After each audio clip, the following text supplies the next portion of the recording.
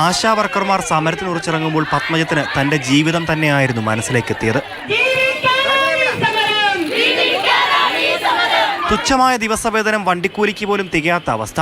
കൂടെയുള്ളവർക്ക് ഐക്യദാർഢ്യം പ്രഖ്യാപിച്ച് തലമുണ്ടനം ചെയ്ത പത്മജം അന്ന് വ്യക്തിപരമായ ദുരിതത്തെക്കാളേറെ ആശമാരുടെ ജീവിത ദുരിതവും സഹനവും പൊതുജനം അറിയണമെന്ന് ആഗ്രഹിച്ചു.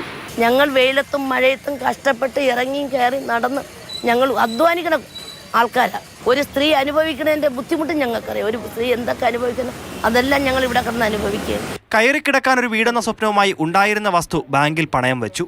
തിരിച്ചടവുകളെല്ലാം കൃത്യമായിരുന്നുവെങ്കിലും ഭർത്താവിന്റെ രോഗവും തുച്ഛമായ ശമ്പളവും തിരിച്ചടിയായി.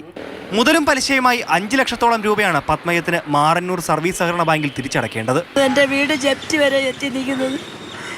എന്നോട് മനസ്സ് തോന്നി എൻ്റെ വീട് എനിക്ക് ഒഴിവാക്കി തരണം. ഇല്ലെങ്കിൽ ഈ സമരം തീർന്ന് ഞാൻ സമരപ്പന്തലിൽ നിന്ന് പോകുമ്പോഴത്തേക്ക് ഞാൻ ഏതെങ്കിലും റോഡിൽ ഞങ്ങൾ 6 പേരും കൂടെ 2 പൊടി മക്കളും ഞങ്ങൾ 4 പേരും കൂടെ കടവരാന്തേലോ റോഡിലായിരിക്കും കിടക്കേണ്ടി വരുന്നത്. ഈ മാസം 30-ാം തീയതിയാണ് ലോൺ തിരിച്ചടവിന്റെ അവസാന തീയതി. ആകെയുള്ള വീട് ജപ്തിയായാൽ എങ്ങോട്ട് പോകുമെന്നറിയാത്ത അവസ്ഥയിലാണ് പത്മജവും കുടുംബവും. എനിക്ക് ഈ ആശാവർക്കർ അല്ലെങ്കിൽ ഞങ്ങൾക്ക് ഏതെങ്കിലും കൂലിപ്പണിക്കെങ്കിലും പോയി എന്തെങ്കിലും വീട്ടു ജോലിക്കെങ്കിലും പോയി ഞാൻ എന്തെങ്കിലും ഞങ്ങൾ ചെയ്യുമായിരുന്നു. ഞങ്ങൾക്ക് ജീവിക്കാൻ ഒരു നിവർത്തിയില്ല. എനിക്ക് എൻ്റെ വീട് എനിക്ക് മനസ്സ് നന്മയുള്ളവരെന്നെ സഹായിക്കണം. മാതൃഭൂമി ന്യൂസ്, തിരുവനന്തപുരം.